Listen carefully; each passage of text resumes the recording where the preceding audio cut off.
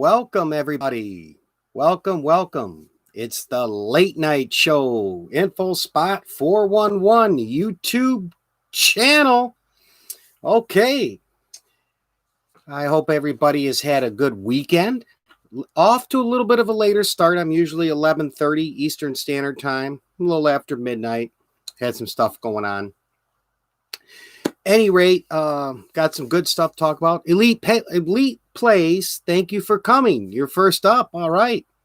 I have a lot of stuff in my description box. I'm just going to go over what I got on tap here for tonight with the late night show. I appreciate you coming. As I saw you on Victory Ye's live broadcast. Guys are both great for NBA and basketball. Any rate, the main topic tonight I'm going to talk about is the GM Flint sit-down strike and why this is something you should know. It's very good history, important history. Basically, you're more than welcome. Basically, the GM Flint sit-down strike of 1936 and 7, which I'm going to get into here shortly, this started the birth of the National Union. All the unions, like labor unions, from the Teamsters, Ask Me, carpenters, millwrights, you name it. It's the GM Flint down strike for Flint, Michigan that started it. And I'm going to talk about what happened, why it happened, and this started the national labor movement. So it's important history to know. Interesting, too. And I got some pictures. So, at any rate, next up, this is pretty cool. And I got the video link in my description box. Man uses sword to slice 68 grapes while standing on a balance board, and he sets a new Guinness World Record. And literally in the video, you'll see it. It's in my description box. He takes like a samurai sword, and he goes, I think it's with two hands, and he's balancing, and he's whap, whap, whap, and this dude's just throwing grapes at him, and he's slicing these grapes up. Pretty cool, but interesting. I'll talk about it. I got the news story, and I have the video in my description box. The world's first Star Wars lightsaber, new Guinness as well, a Guinness World Record. A guy created the world's first working lightsaber, and he used propane and oxygen. And this thing is thousands of degrees, and he has these little chemicals, and you can make it green, red, blue, just like in the movie. Pretty cool. I have the video link in my description box. We're going to talk about it. A lot of people are big Star Wars fans. What else I have going on? A 9-pound goldfish was found swimming in a South Carolina lake. And, okay. Thanks, Elite Plays. Any rate, this goldfish must have been from somebody had it as a pet from one of these exotic pet stores. I mean, because they're 9-pound goldfish are not found swimming in lakes, especially in South Carolina. Yeah. And I got a picture of it, so I'm going to show it to you guys. When I get into it here, we'll have some more people coming on my live shortly. This was an interesting news story I came across. It's from France 24. They're a news outlet out of France. But anyway, workers riot in India, the country of India, in an iPhone factory over exploitation claims. So I'm going to get into that, why they've been exploited, as well as it was in 2013 or 14. Wasn't talked too much on the news. There's a Foxconn factory in China where Apple has its iPhones made, and it got so bad there, the conditions, people were committing suicide. But with this news story, these workers were not getting paid for months in the way they were treated over in India. But why I felt it was somewhat important, because iPhones are so big here in America. Anyway, I'm going to talk about it, get into it. Couple other things. Now on some good news here. Over 900 cars paid for each other's meals at a Dairy Queen drive-thru in Minnesota. Yeah, Elite Plays. This is pretty cool. It's one of those good news stories, and I do searching for them. It's through CNN and also as well as MSN. That's the Microsoft News Network through Microsoft. But anyway, I got the story, the CNN story. This was on December 10th, just Thursday night. And what happened here, it's called like a pay it forward. Great story. And uh, to wrap up the show, this is a very touching story here. A little girl's plea to Santa, touching hearts all around the world. This little girl wrote this letter for Santa, and what she said, it just real heartwarming, and I thought it was something worth talking about here on my late night show. Um, as well, when I get some more people that join me too, they'll know. The tribute video, I'm going to be doing that tomorrow, which is Monday night. So I already have you elite plays from last week. You're going to be in the tribute video. Anybody that comes in here, I'll get them in the YouTube channel tribute video. I do it like every other live. So if you come on tonight, you're in it. Or if you were in my live, my last late night show, you're in the tribute video as well.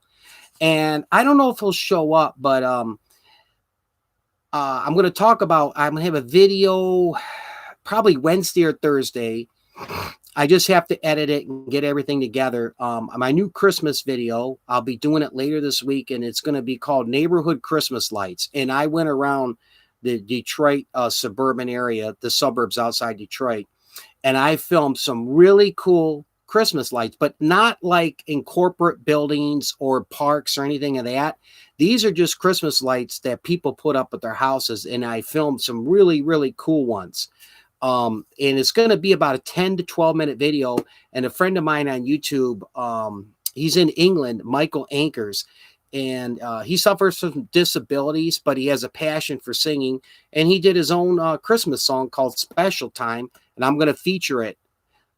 Oh, yes. Yep. Thank you, Elite Plays. It's going to be a really cool video because it's not stuff that I grabbed off Google and from other YouTube videos or, Google pick images. This is all Christmas lights that I filmed. I went out driving for like 3 nights in a row for a couple hours each night and just going through neighborhoods and looking for really cool Christmas light displays. And there's a lot of them. So I got them filmed, and I'm going to put in some custom Christmas music. Okay, Jukebox, thank you for coming. I appreciate you coming. Just going over what I have on tap here tonight. I'm going to get into it in a second. So anyway, let me get here to the first one.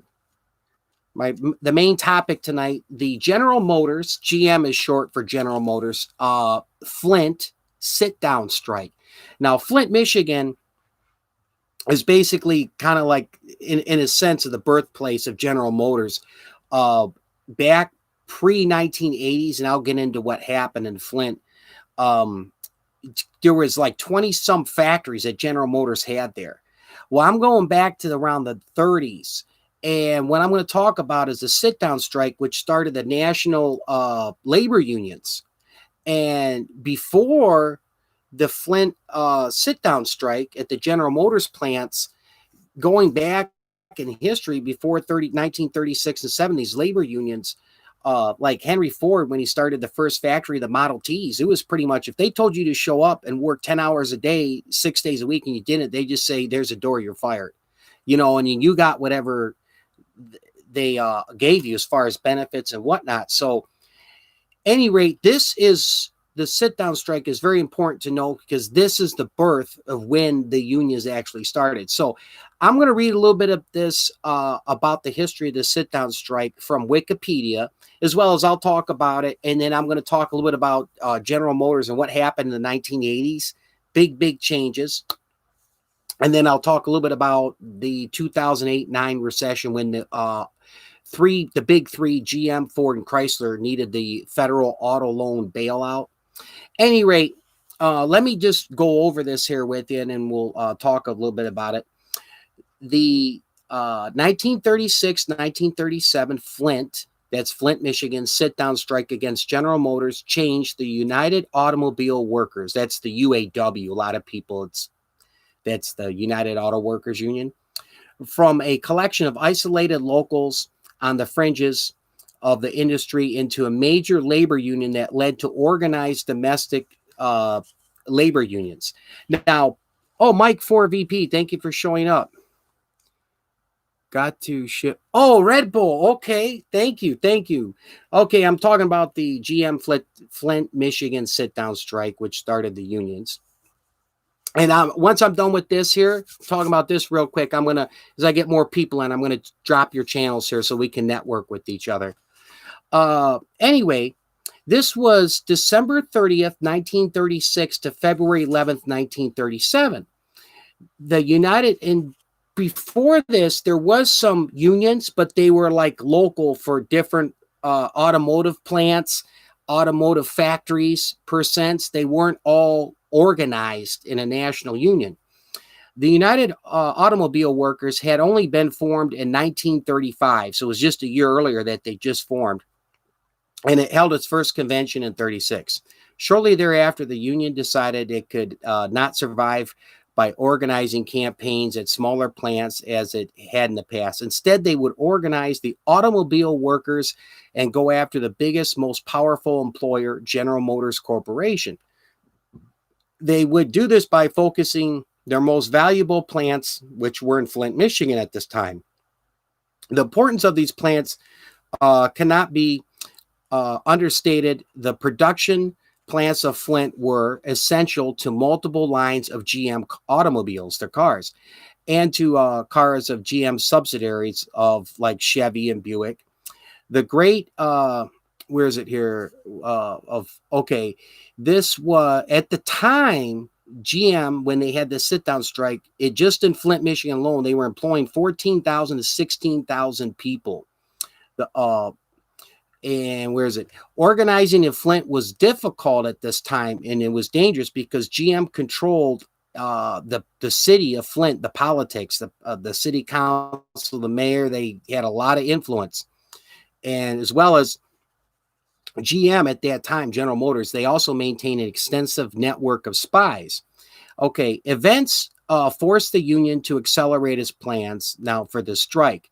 Well, what happened, what started this sit-down strike was that when workers in Cleveland's Fisher Body plant, that's a General Motors plant, went on strike December 30th, 1936, due to two brothers being fired from the assembly line, the UAW immediately announced that it would not settle the Cleveland strike until it had reached a national agreement with GM covering all of its plants.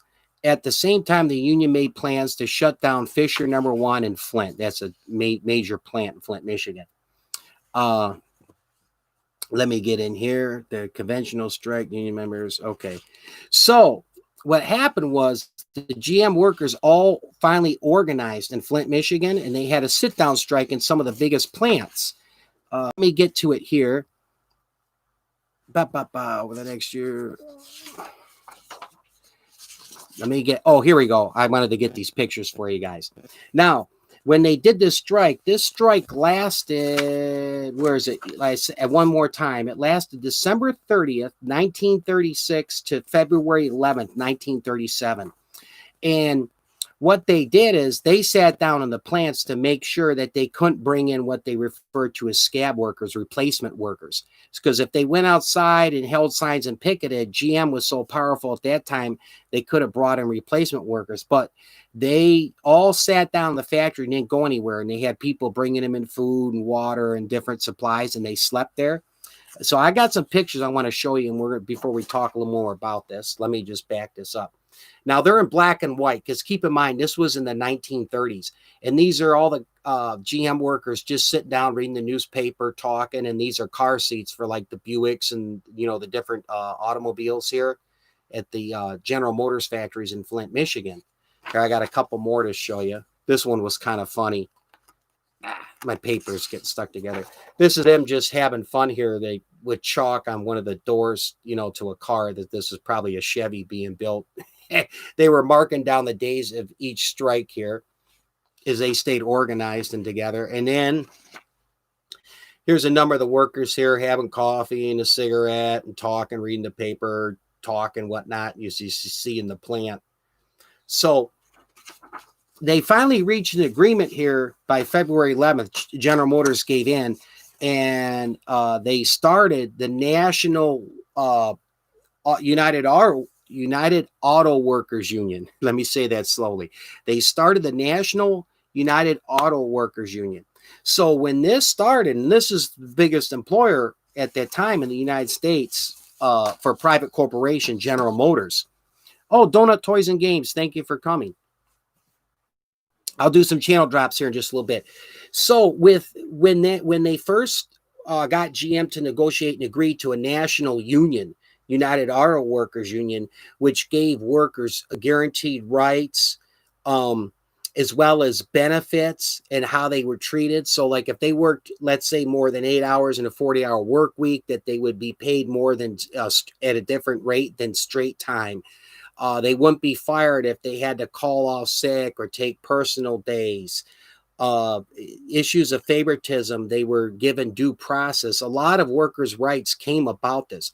Now, there has been issues with the union over the years, well after the 1930s, when the General Motors Flint sit-down strike happened, and it started the national union. Yeah, a lot of times now with the unions, the criticism comes because it just favors seniority, and people that are not good employees get protected. Oh, 1 second. Here with you, stop by checking in. Okay, tiny house life. Mega love to all. Okay, well, thanks for coming. Let me put a show here. All right. Oh, yes, I'm doing great. Any rate, I can get into more in this, all the different details in this, but I have a link. Where's my pen? Oh, here we go. I have the link, everybody, in the description box below my video from the History Channel, where it goes much more in depth on the Flint sit-down strike, or the General Motors sit-down strike of the 1930s, which started the National Union. And it gave way to all these unions we have today, and especially even workers' rights and whatnot. So this is an important time in history, and what these automobile workers did. And they sat down in those plants. Now, let me see if I missed anything in here real quick. No, where is it? No, I got everything. I got all the pictures. I just wanted to double check. Tiny, you were timed out somehow, but I did. Okay.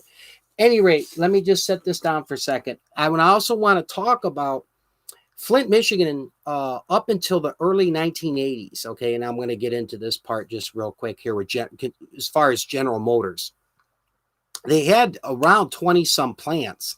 I mean, a lot of cars, the old Chevy Caprice, most of your Buicks were made in Flint, Michigan.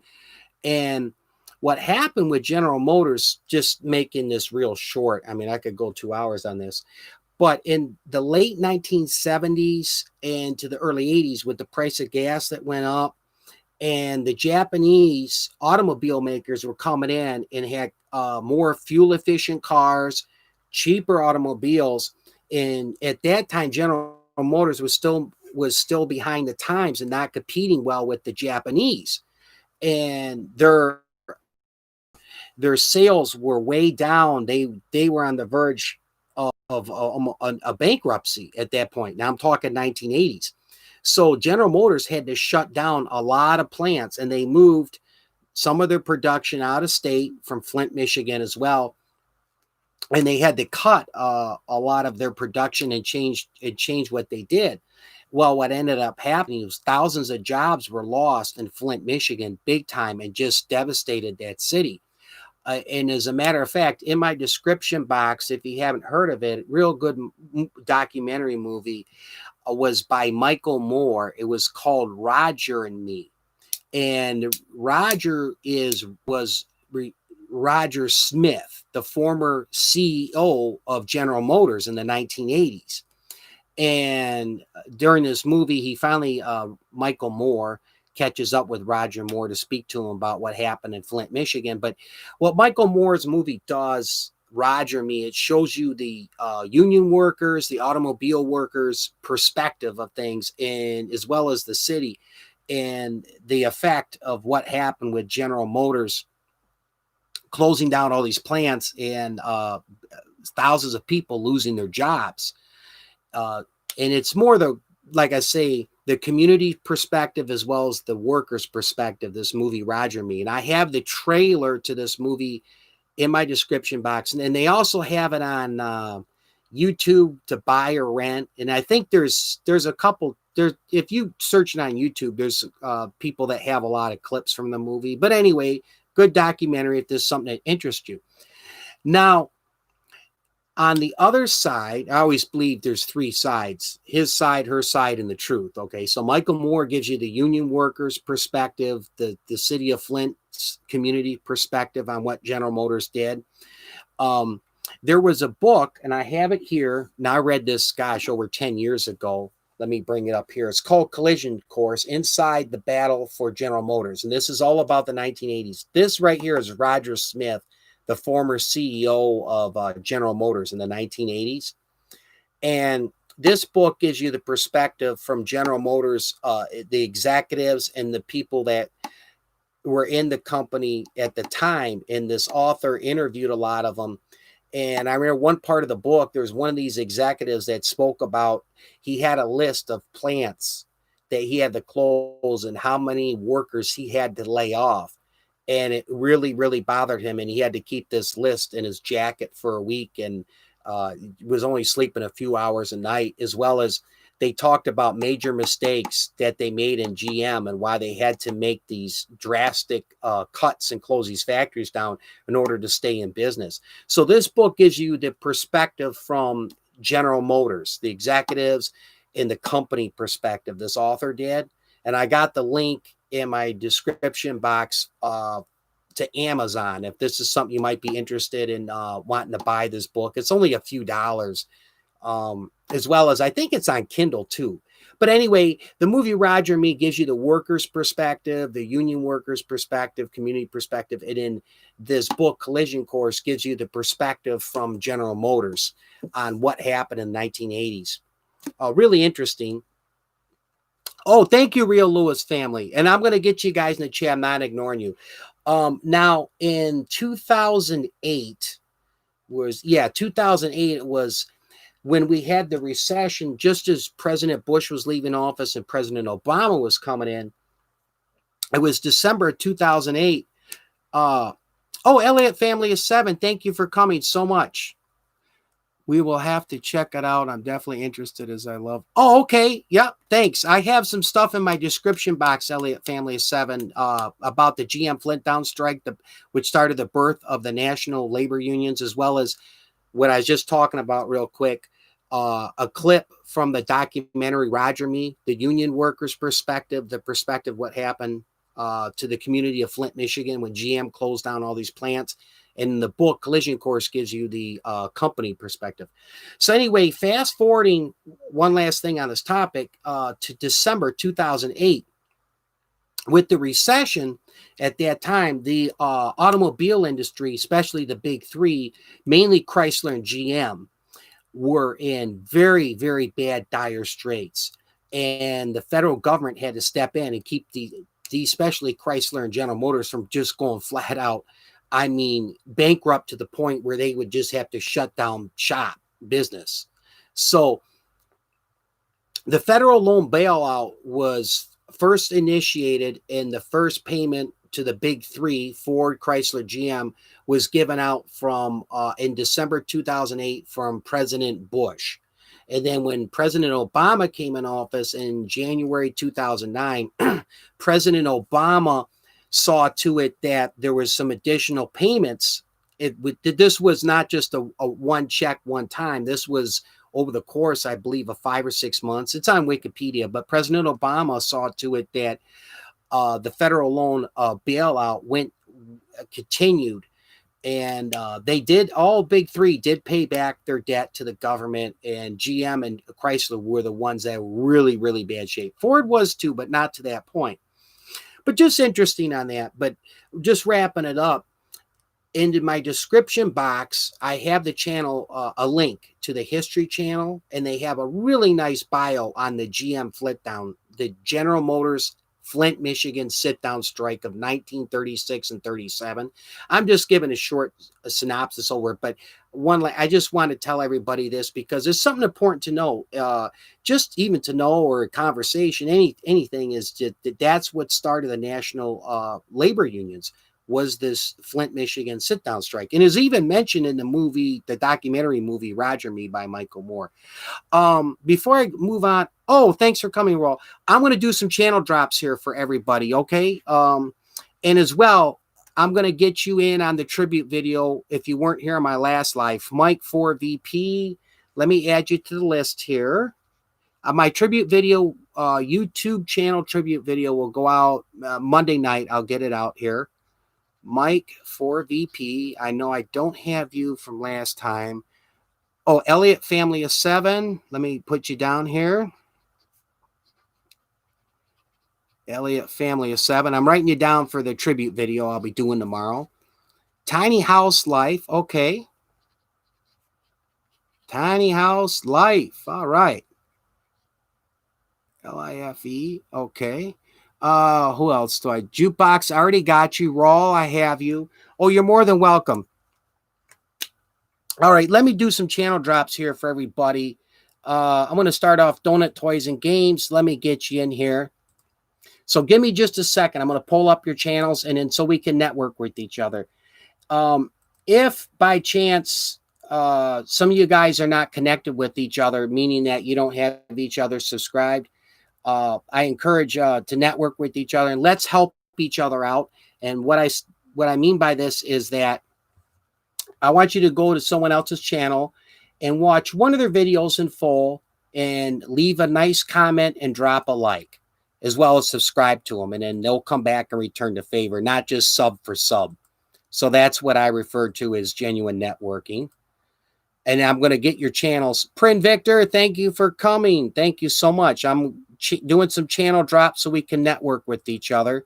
So give me a second. I'm going to get all you guys. Elliott Family of 7. Let me get you. Okay. Elliott Family of 7. Okay, here we go. Oh, you got a new little banner. I like that, Elliott Family of 7. I'm going to have to check out your channel some more. I was watching a couple of your videos earlier today. I got to catch up on some more of your stuff. Okay, Prin Victor, let me get you, my friend.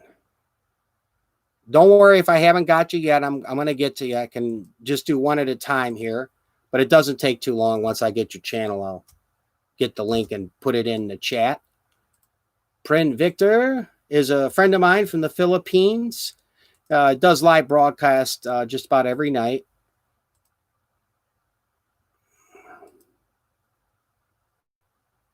Okay. Copy. Jukebox, I'll get you here too.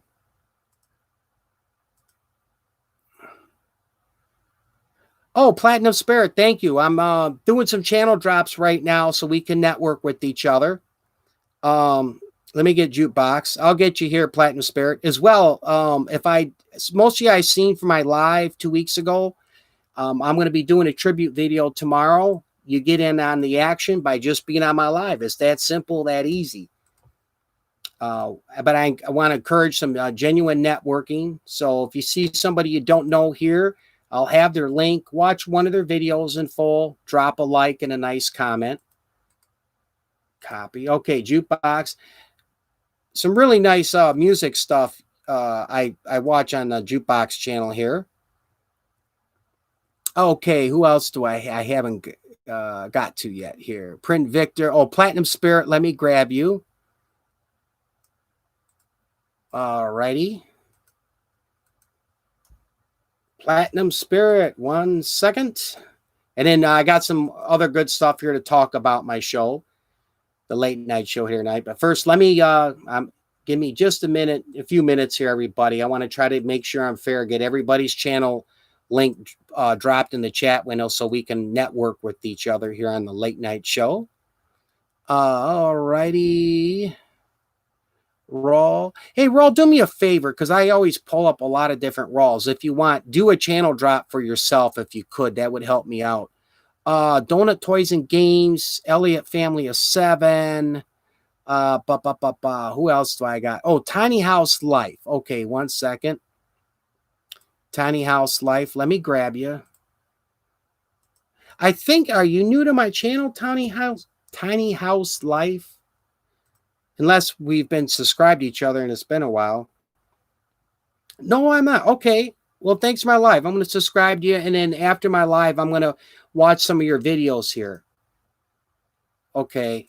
All right. I got you here. I'm on your VIP list, Tiny House Life. And I'm going to give you a channel drop if you're still here for coming on my live. All righty. Let me make sure I got everybody. Paste. Boom. Okay. All righty. Tiny House Live, Print Victor. I think I just about got everybody. Add moderator, Print Victor. Elliot family of 7. Hold on, I'm going to make you a mod too.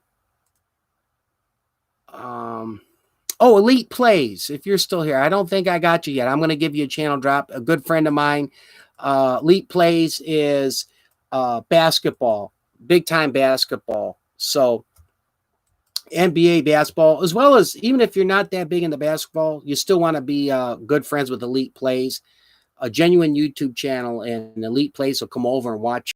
And boy, I tell you, great supporter of my channel. Watches a lot of my stuff, comes on. Good YouTube friend to have. I'm going to drop Elite Plays link right here, right now. The strike in Flint, Michigan. Okay, let me go through the live chat. I'm sorry I was talking. Raw, yeah, that was a strike in Flint, Michigan, and I have the link from the History Channel on it, the Flint sit-down strike, or also known as a General Motors sit-down strike. That actually was the birth of the national organized unions in this country, in America here as we know it. It started in Flint, Michigan with the sit-down strike. As well as, and in the 1980s, again, one more time, I have the link to the book Collision Course. It gives the perspective of what happened with General Motors, why they had to close all these plants in Flint, Michigan from the business perspective. And then I have the link for the documentary movie by Michael Moore, Roger and Me, and that shows a perspective from the union workers and as well as the perspective on the community of Flint, Michigan and what happened. Currently today in Flint, Michigan, which live just outside Detroit. I'm about an hour from Flint, and I used to live near Flint. There's only one major GM factory left. It's a truck plant, and they make the big GMC trucks and Chevy trucks there. As a matter of fact, real quick, I did that one video, Junkyard. I did 3 videos with my friend, Junkyard Hauls, but now the weather's getting so dang cold, we haven't been out to the junkyard. But anyway, long story short, in my first Junkyard Haul video, you'll see a big dump truck, and we pull the motor out of it. And that truck was made in the GM plant. It's a Chevy dump truck, was made at the GM plant up in Flint, Michigan. So they still make, Flint, Michigan still has a actual plant still there, one plant, and they make the big Chevy and GMC trucks, but they used to make lots of automobiles as well as parts up there, and it just was decimated. But you'll see it. If this interests you, watch the trailer to Roger and Me and in that book too. Elliot, you are very welcome, Elliot. Print Victor, Platinum Spirit. Let me make sure I type something in here, and thank you guys for coming. And then I got some other fun stuff to talk about.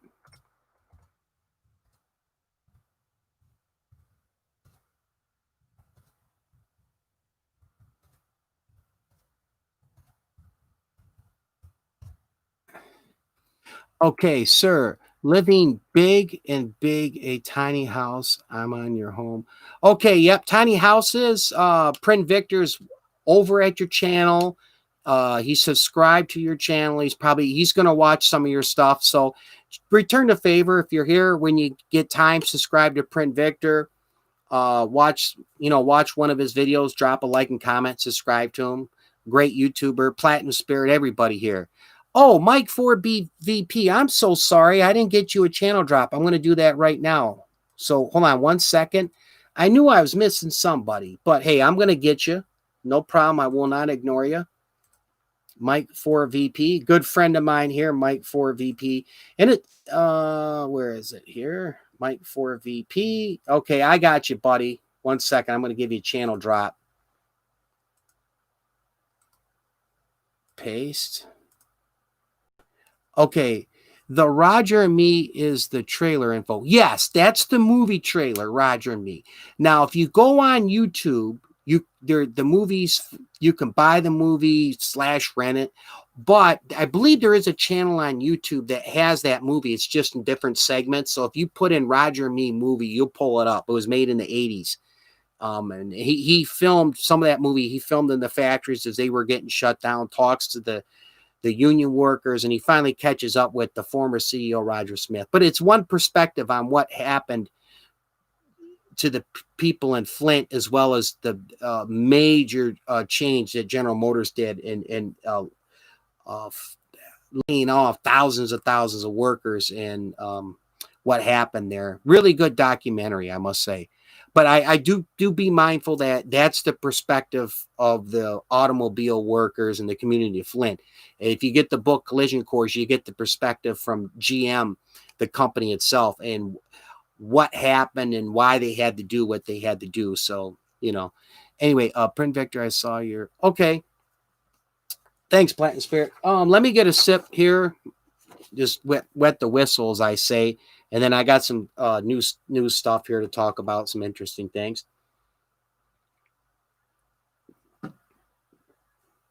Thank you. Throat gets a little dry, all that talking. Okay, here we go. This is from the United Press International. They got all kinds of cool stuff on here. This is from December 7th. Now, I got this video in my description box because me talking about it doesn't do it justice. You got to watch this video. I think it's like 4 or 5 minutes. You'll get to it. I mean, when you pull it up. Thank you, Real Lewis family. I'll get your channel drop here in a second. Any rate, a man uses a sword. It's a samurai sword. I mean, a big samurai sword to slice 68 grapes while standing on a balancing beam board. Literally. An Idaho man recaptured a Guinness World Record by using a samurai sword to slice through 68 grapes while standing on a balance board. David Rush, who previously set the record at 57 grapes, said he enlisted the help of his neighbor, Jonathan Hannon, to take the record back after finding out someone else had sliced through 61 airborne grapes in a minute. Hannon threw the grapes in the air with both hands while Rush stood on a balance board and sliced them with his sword. The man said the record required repeated attempts, and in one trip back to the grocery store, they ran out of grapes. Rush, who had broken more than 150 Guinness World Records to promote STEM education, that's stem cell research education, was able to recapture the record by slicing a total of 68 grapes in 1 minute. Now, real quick, guys, if you go in my description box, I have the link to this, the video link. It's a YouTube video. I might be 6-10 minutes or something, but it's basically, you can watch. It's like a minute. It's 1 minute or so where it shows him doing this. And he's on this board, and there's a round thing here, and this board's doing this. In the meantime, he's balancing, but his two arms are holding the samurai sword. And it shows his buddy right across from him. He's taking these grapes and going whap, whap. And he's got the samurai sword, and he's just whoosh, whoosh, whoosh. Cutting these grapes. And not big grapes, just small little grapes. And he's whap, whap, whap. In the meantime, he's balancing on this board. I don't know where they come up with some of this stuff for these Guinness World Records. I find it kind of funny and hysterical, but I am pretty effing impressed, I must say.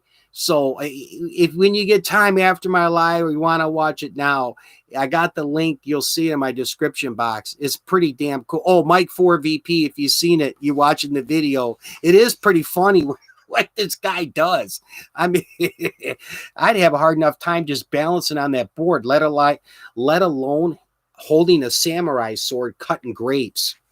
Platinum Spirit, thank you. Go over to your house. Okay, cool. Elliott family of 7 and Platinum Spirit. I'm glad you could connect with each other.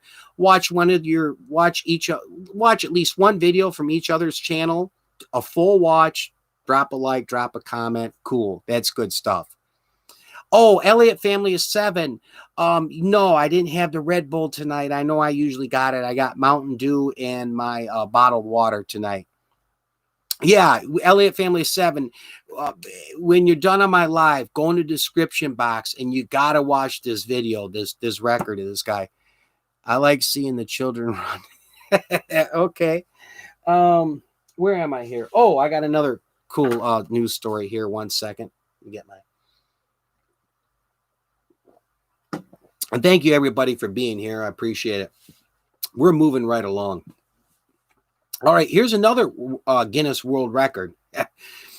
The world's first Star Wars lightsaber bar earns a Guinness World Record. And I got the video to this as well in my description box. Let me read this, and then you got to check out this video too.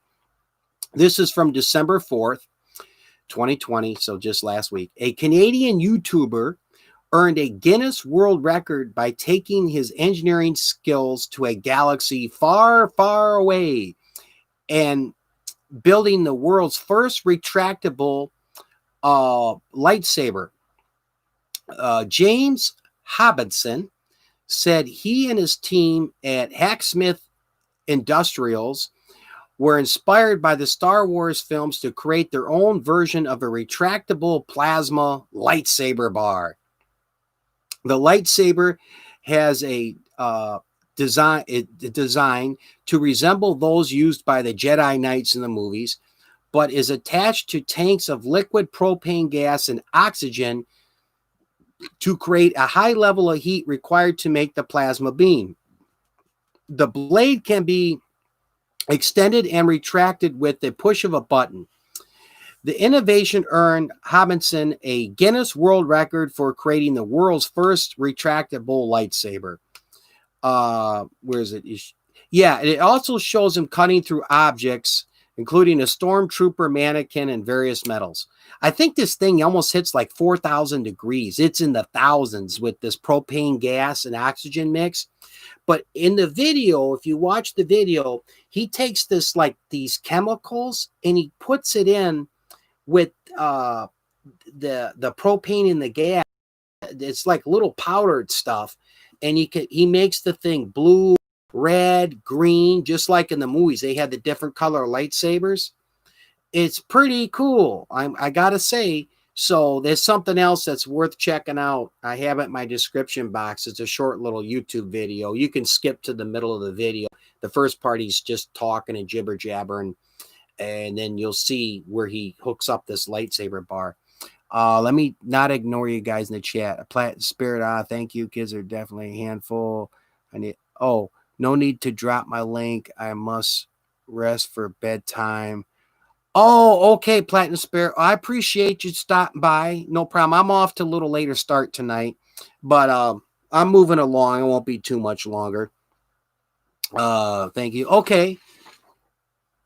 I'm checking your guys' chat. Just don't want to ignore you. All right, next up. I get one more sip of my Mountain Dew here. This one I got a picture of. I don't have the link. I didn't put it in my thing, but I have a picture to show you here. A 9-pound goldfish found swimming in a South Carolina lake. So I don't know. I've seen some of these type of goldfish before I get to the story in like some of these aquariums. And then there's been sometimes like these real extravagant Chinese restaurants will have those big fountains and tanks. Anyway, let me read this to you and show you this picture. This is something else. Park officials in South Carolina County shared a photo of a massive 9-pound goldfish found by researchers doing a fish population survey of the lake. Greensville County Park said the unusual large goldfish was found swimming in Oak Grove Lake Park in Greensville during a fish population survey. Greenville Recreation, which oversees the park, posted a photo of the fish on Facebook, which I'm going to show you in a second. And they have here in captions on the Facebook post, anyone missing their goldfish? Question mark. This 9-pound goldfish was found in Oak Grove Lake during some recent testing at our lakes, the post said. An official with the Greenville County Park said no other goldfish were found during the survey. All right, here we go. I got a picture of it. Let me get my pen. I always love my pen here. bring it back.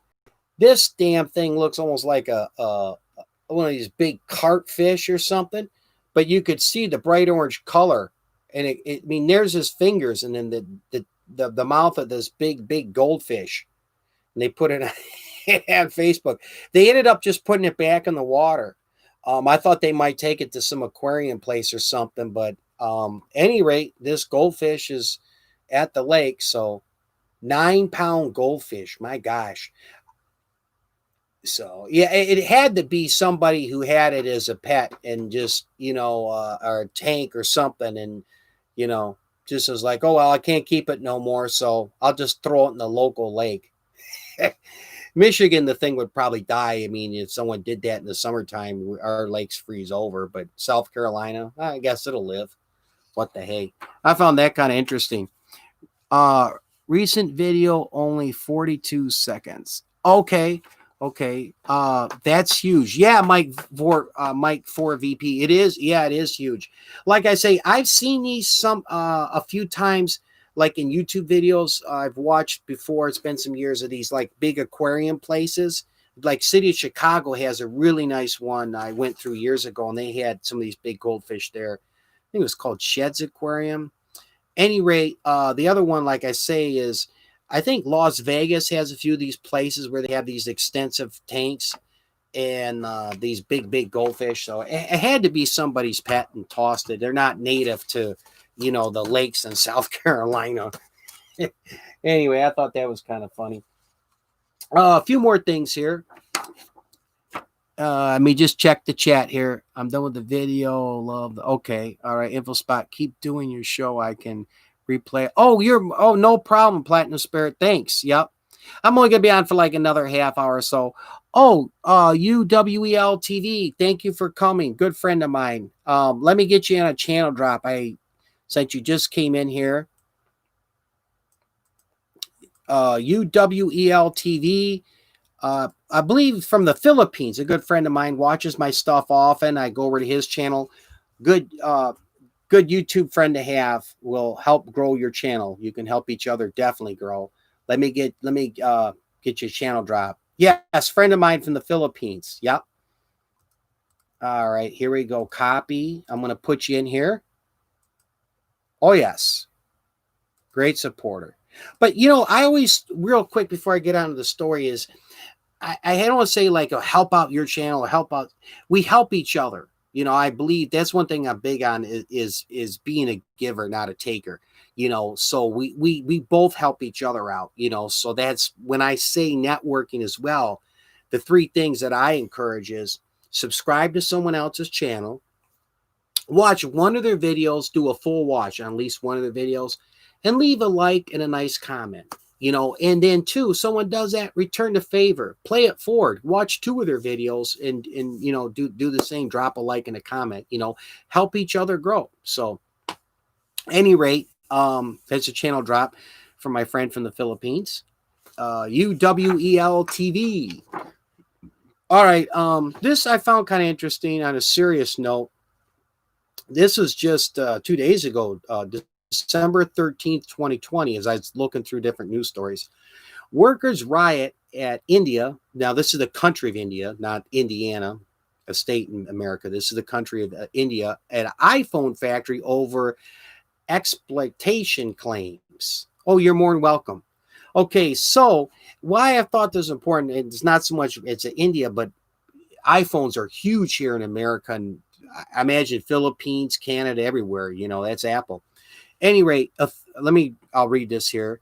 Authorities vowed to crack down on workers who went on a violent rampage at a Chinese-run iPhone factory. So it's a China-run factory in India, over allegations of unpaid wages and exploitation, with 100 people arrested so far. The workers rioted Saturday at Western Infocom manufacturing facility on the outskirts of it's someplace in India here, India's IT hub.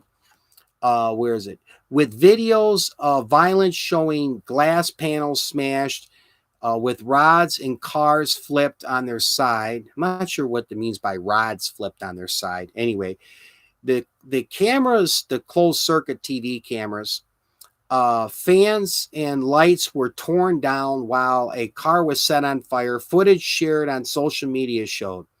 Local media reported workers saying that they had not been paid for up to 4 months and were being forced to do extra shifts. The situation is under control now. Now, this is from the government here in India. We have formed special teams to investigate the incident, local police, AFP said on Saturday. The deputy chief minister of the state here in India said that his government would ensure the situation would be resolved soon. The company added in the statement in Chinese that it pledged to follow local labor laws and other related regulations to resume operations as soon as possible. A local trade union leader alleged that there were brutal exploitation of factory workers in a sweatshop condition at the iPhone manufacturing plant. The factory employs 15,000 workers, although a majority of them are contracted through a staffing firms, according to local media. Labor unrest is not uncommon in India, with workers paid poorly and given few to no security benefits. So a couple of reasons I chose this story too is we're just got done talking about the birth of the National Union with the General Motors Flint sit-down strike, as well as the iPhones. Now I have a Samsung Droid cell phone I use, but iPhones are really, really huge. We all buy them. Well, this is a lot of them, pretty much just about all of them are made over in, China and India and some of these other countries. And especially with Apple, the money and profit they make, and these companies over here should, say, hey, if you're not going to give out some decent wages and benefits to these workers, we'll have them made, elsewhere, whether it's Mexico or whatnot. But yeah, iPhones are so huge, but this is kind of what goes on and why this stuff is so cheap. They get it, it's basically sweatshop labor. This is just one small example. Like I say, you can research the Foxconn labor problems over in China. These people were barely being paid enough money to eat, let alone they had to live altogether. Oh, thank you for coming, my friend. The Foxconn story out of China, they were jumping out of windows and committing suicide. They had to put nets up, and Apple owned it. They kept that story really hush hush a lot, but you can get it. You Google search it. Now I'm not laughing because I find it funny, but I kind of smirk a little bit because these are some of the type of things that unfortunately doesn't make the news media as much. Especially news media now gets so aficionated, Biden, Trump, and all that. Now, okay, that's news, but some of the stuff goes on. Yeah, it is. It is sad, but I think it's something that people should be should know and be aware of. So that's kind of what goes on. What are you going to do? But it's good to know. Oh, thank you. Thank you for the good luck. Couple other things. I'm going to get my Mountain Dew. A couple other. Now I'm going to some good stuff here. Okay. So I got, where is it here? Oh, a pay it forward news story. This is pretty cool. And then I have, this is really touching. Little girl's plea to Santa is touching hearts all around the world. You're going to want to hear this. Really nice.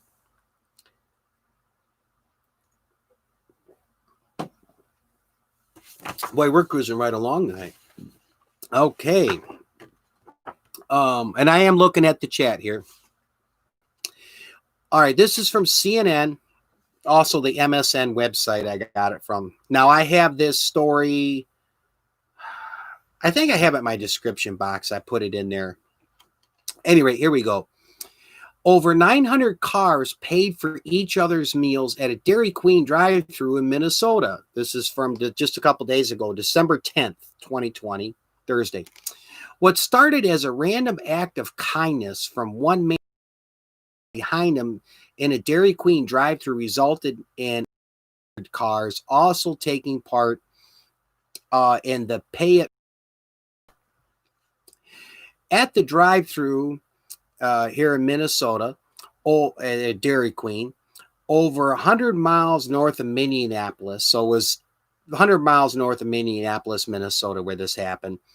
People stepped up in a small way to show one another they cared. Tina Jensen, the store manager at one of the two Dairy Queens in town, told CNN a man came by the drive-thru window on Thursday and asked if he could pay for his meal and the car behind him. Oh, Pack Technology, thank you for coming, my friend. And thank you for listening, Prin Victor. Jensen, told the cashier, this tends to happen once in a while, but at most, at least for 15 or 20 cars, and it fizzles out. This time, the chain continued for 2.5 days, over 900 cars participating, raking in $10,000 in sales, according to Jensen at the Dairy Queen. When the next customer came up to the fast food chain's window, Jensen explained the man in front of them what he did, paid for his meal and his stuff. And the act of kindness continued to multiply and multiply.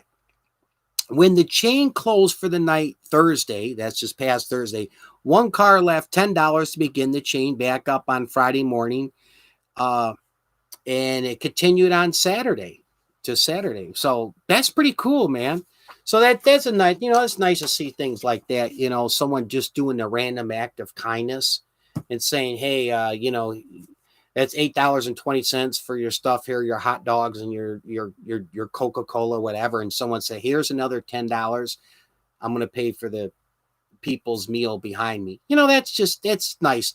People, and there's still good people out there. I know there's so much negativity in the news. That's one of the things that motivates me to do my late night show. I do talk about some serious topics, but I always try to get some funny news and good news in.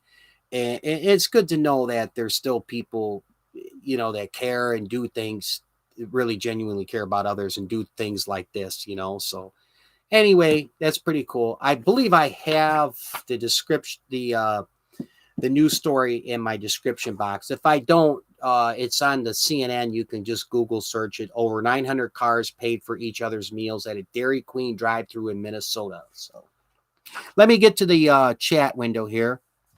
I'm here still listening. Okay, thank you. Oh, you're doing your other business? No problem, Print Victor. Oh, you read that, Elliot 7. Okay, cool. All right, yep. Let me get one more sip here.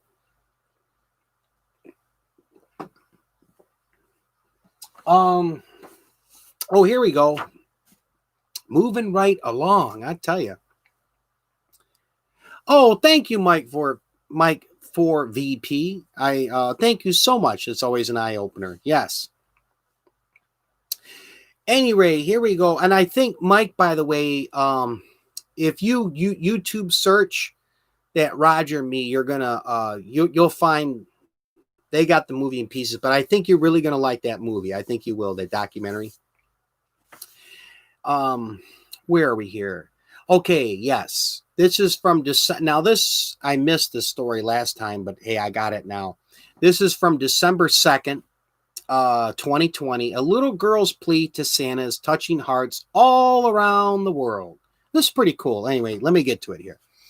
An 8-year-old girl's heartfelt letter to Santa is giving a glimpse into how COVID-19 pandemic is affecting children around the world. Dear Santa, wrote by Courtney Wood, who lives in United Kingdom.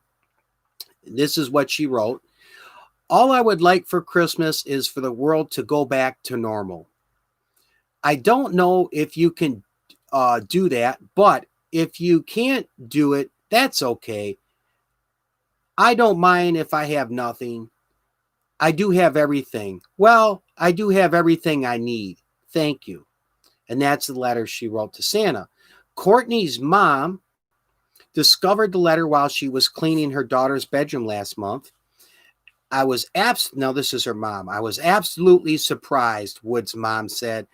I knew she had been struggling with the lockdown and the COVID, but it really hit me when she saw the letter to Santa on paper. Where is it? Dickin, a medical assistant, noted that in previous years, Courtney had asked for tablets, some toys, and craft kits. Well, not this year. Now she just wants her old life It was just heartbreaking. This is her mom talking about it.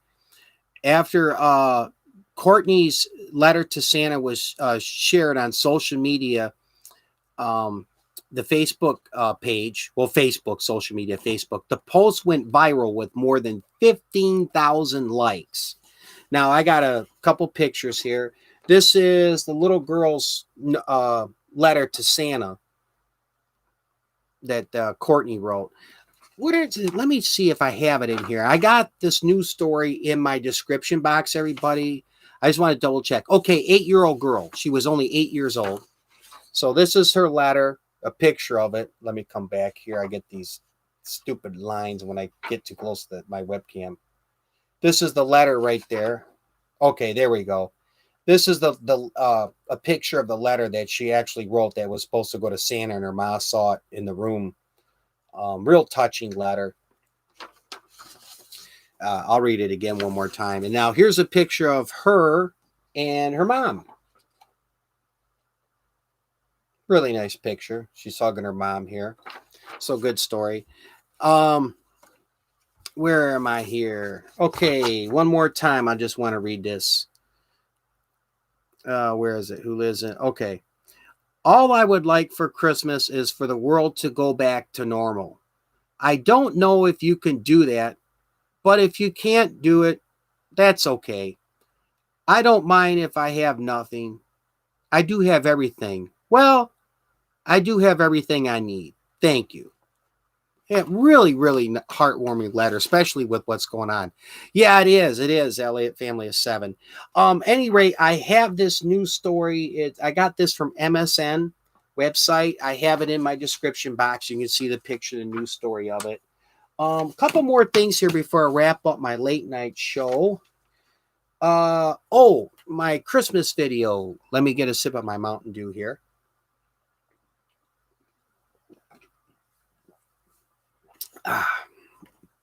And I'm going to get to you guys in the chat. I'm not ignoring you.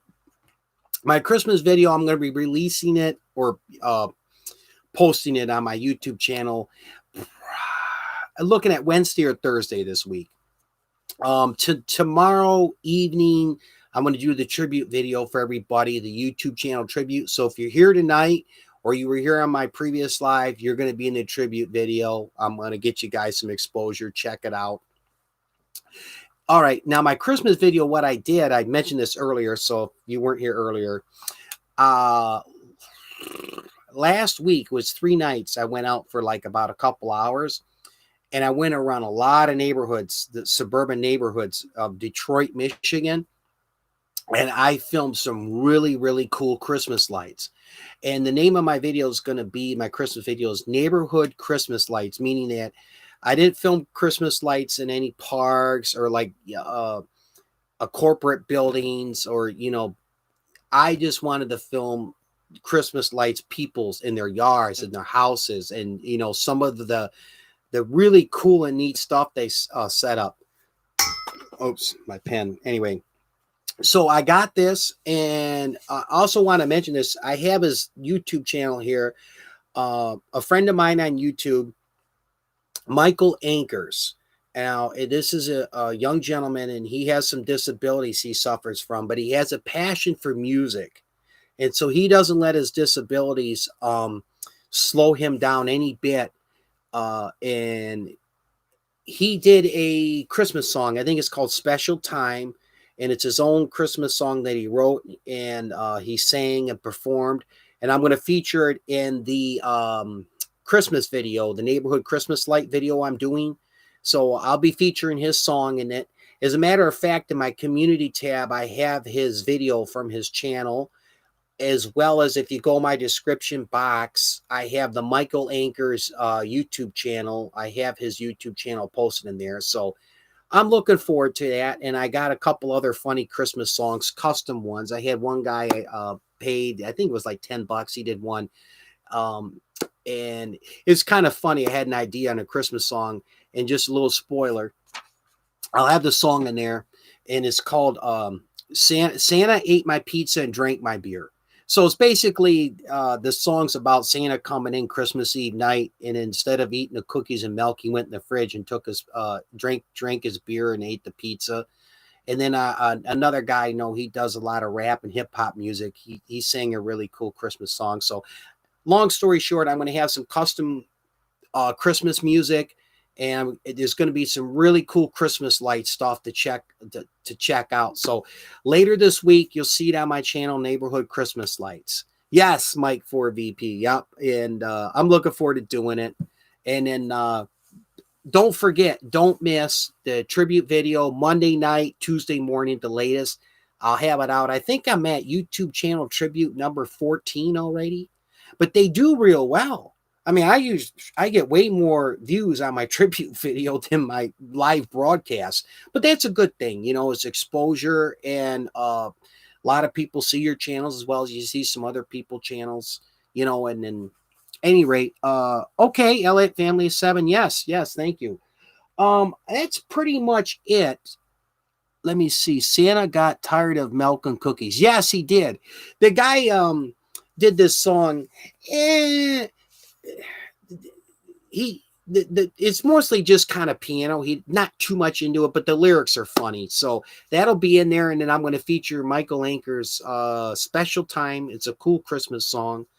And then I have another like rap song. But anyway, I'm going to have some new, fresh, custom Christmas music. And then you guys are going to get a good look at some really cool Christmas lights in the neighborhoods. But first up will be the tribute video, which I'll probably have that tomorrow night. So you're going to be in it. I'm going to have you in the tribute video. I'll get you in there.